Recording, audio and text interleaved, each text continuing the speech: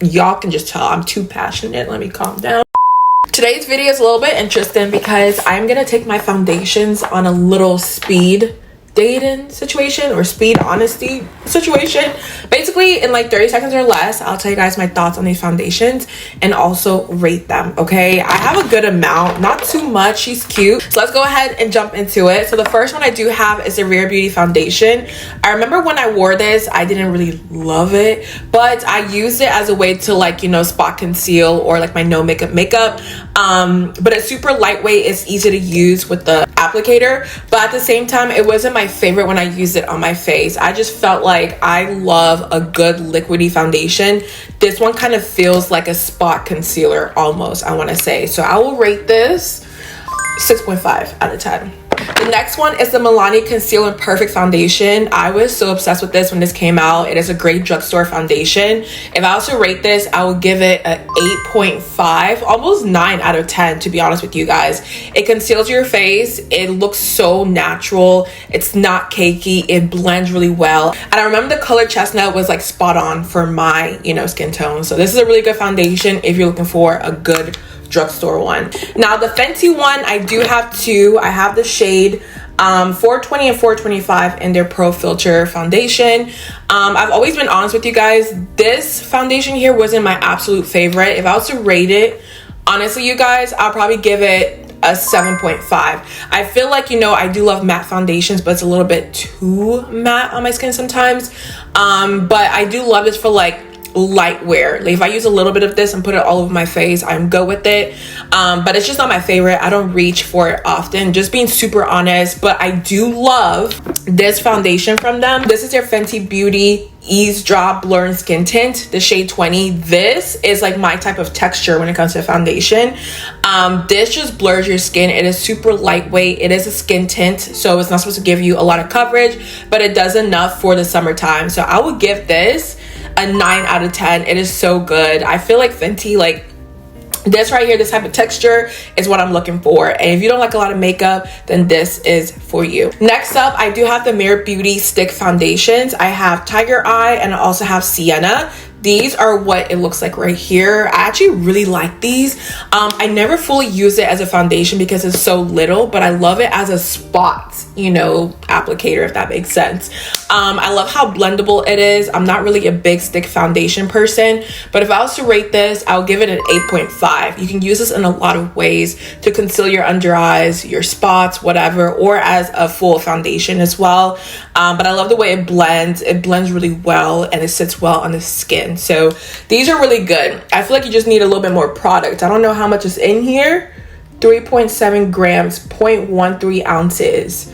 And most foundations are 1 fluid ounces. So this is really, really small. But as a spot, you know, situation, I feel like these are really good. Next up, we do have the Juvia's Place I Am Magic Velvety Matte Foundation. I don't think they sell this anymore, but this is so good. Honestly, I'll give this a 9.5 out of 10. When you put this on your skin, you just look so velvety, just so smooth, just beautiful. Like, it just gives you a nice finish on the skin. I love this so much. I have it in the shade Malawi. It is just a beautiful, great drugstore foundation. I told you guys already what I would rate it. I think I said 9.5. It is just that good. I don't know why they stopped doing it. I know they have the stick foundation now, but if you guys ever see this when it comes to drugstore, go ahead and grab it. Now, I do have the La Mer Soft Fluid Longwear Foundation. This is not cheap. This is $145, okay? But if I was to rate this, I know this is biased, I'll give it like a 9.75. Like, that's how much I love this. It is skincare and makeup in one, but this just, it melts into your skin, you guys. Like, it looks so natural. It really doesn't feel like you're wearing foundation. It's very lightweight. Just gives you a nice finish, and it's great for my oily skin as well. Like, I know it's pricey, but I see why it's this price. Like, it's worth the money, in my opinion. I only wear this when I'm going out because it's too expensive, but if you're looking for a good staple high-end foundation in your collection, the La Mer one, you cannot go wrong with this. Next up is my baby. This is the Dior Backstage Foundation. You guys know, like, if you watch my videos, you already know I'm gonna give this a 9.99. Like, almost a 10. I feel like 10 is just like not realistic, but 9.99, that's how good this is. I feel like this is great for oily skin, combination skin, dry skin. It just looks beautiful, you guys. It doesn't break down. It's always flawless. It's very lightweight. It looks like skin, and it's a good price for a high-end foundation. So Dior Backstage, this is my baby. Like, whenever I don't know what foundation I want to wear for that day, I will always go to this because it just never does me wrong. It's never done me dirty, let me put it that way. Now I want to move on to CoverGirl. This is a Clean Fresh Skin Milk foundation.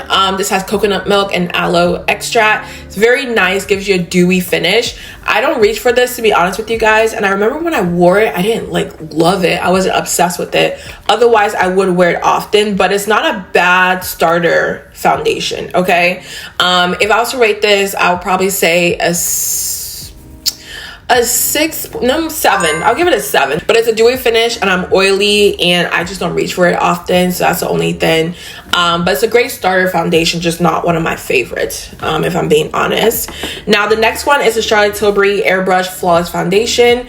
This is in 15 neutral. This is actually really good, you guys. If I was to rate this, I'll give it like an 8.5. The only reason why I don't wear it often is because I won this in a giveaway from Charlotte Tilbury, funny enough, and it's just a little bit too dark for me, so that's the only reason why I don't wear it often. But nonetheless, it's a great foundation. It stays on. It's a little bit full coverage. It lasts all day. It's just the color, like, I need to go ahead and get a new one, but this was free. Like, this is like my baby, so I just still have this in my collection, but I don't hate it. I just don't reach for it because it's a little bit, you know, darker. So moving on to Giorgio Armani. This is their Luminous Silk Foundation. Ooh, this I would give a 9 out of 10. It is a beautiful foundation. The word luminous silk always scared me, but it is great for oily skin, dry skin, combination skin. It gives you just the right amount of coverage. It's not too cakey. It lasts a very long time. It looks like skin. I can keep going on and on about this. It is so good and I love it so much. So definitely go ahead and try this if you haven't. I mean, it's an OG foundation and I see why everybody loves it. Now I do have the Maybelline Fit Me foundations. Honestly, I know I said I'm not going to give any foundation a 10, but I will give these a 10, because tell me how you're so affordable but you're so good. Like, this right here beats a lot of drugstore high-end products, and I mean that honestly. I will give this a 10. When it comes to a lot of makeup artist kits, because I do makeup on people, a lot of these makeup artists, we do use Maybelline Fit Me, whether you want to believe it or not, but it's because it looks great on every skin tone. They have so many shades to pick from. It's affordable. It just gives you a nice natural finish. It's just beautiful. It lasts a very long time. It can stand, you know, by itself for long hours. Like, this is, y'all can just tell I'm too passionate. Let me calm down. But this is really good. Like, yeah, okay. So I have the Pat McGrath Lab Skin Fetish Sublime Perfection foundation. I actually got this years ago and I wasn't in love with it years ago because I loved very full coverage foundations, but nowadays I love the everyday natural finish type of foundation. So this has been like my go-to as of lately. I will rate this a 9.5 out of 10. If you're looking for a natural finish, a lightweight foundation where it's still kind of showing your skin a little bit, then this foundation is for you. I don't rely on my foundations for coverage. I use my powder foundation, the pressed one from Make It Forever, to cover up any extra blemishes, but this is just a great foundation to put on the face and go about my day. I love this a lot. It is not cheap, but it is good. I don't think they sell this next one anymore. This is a Cover FX Power Play foundation. When I tell you guys, this is probably my 3rd bottle. I used to wear this all the time, like all the time. I don't think are they even still, you know, in stores? I don't know, but this is one of my favorites. I love the coverage. It's like a gel like foundation. It just sits beautifully. It melts into the skin really nicely. It just always looked really good. I would rate this honestly a 9.2. It was that good, you guys. I'm just sad because I don't think they sell them anymore. Like, Cover FX, like, they were like my baby back then. Like, this is bringing back memories, you guys. I really miss this brand. So I do have the Maybelline Superstay Full Coverage Foundation. I mean, just by how it looks, y'all can tell like a girl loves this thing. So I still think the Maybelline Fit Me is still the best, but I think this comes second to it. I will rate this like a 9 out of 10. It is a beautiful foundation if you want more coverage. It just does what the Maybelline Fit Me does, but it's just more coverage on the face, if that makes sense. So yeah, a 9 out of 10 for this baby. So moving on to Shiseido, this is their Synchro Skin Self-Refreshing Foundation. I actually really like this. Like if you're looking for a good natural finish on the skin, Shiseido is so good. The only reason why I stopped using this was because I kept using it because I bought it online and I noticed it was just too dark. A lot of times I buy foundations that are too dark and I'm just like too lazy to return it and switch it out, and they just sit there. So it is a great foundation. I would rate it honestly an 8.5 out of 10. I just need to go ahead and get my right shade, but it's like that natural finish. If that's what you're looking for, this foundation is great.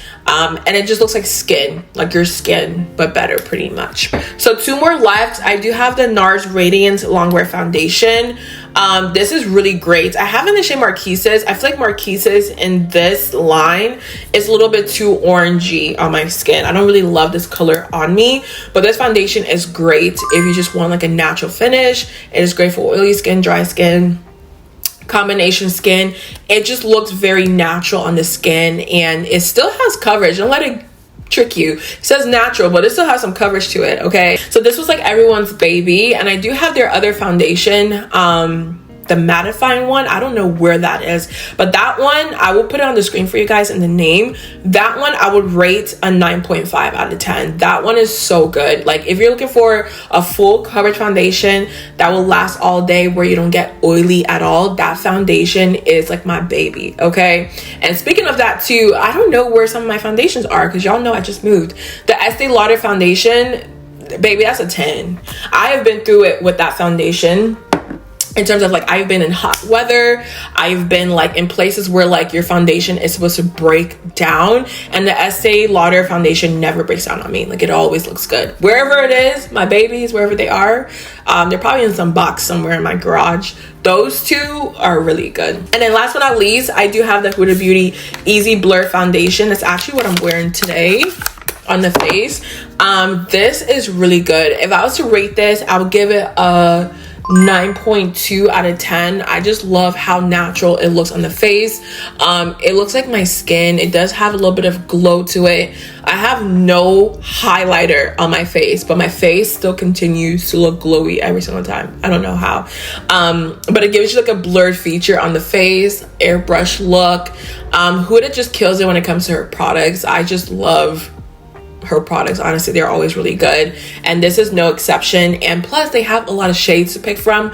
When I tell you guys I had the hardest time picking my shade, that is such a good problem to have. Okay, like I couldn't figure out which one was the best one because there were so many that I could work with. Okay, but with that being said, those are all my foundations, you guys. I just gave you guys like a very fast rundown of them in 30 seconds or less, and my ratings. So let me know if you guys agree with what I said. Are there any other foundations that you would rate a 10 that I should know about? Because if y'all have some 10s out there, let me know down below. Okay, I would love to pick them up. But yes, I love you guys so much. Make sure you hit that like and subscribe button, and I'll see you guys in my next one.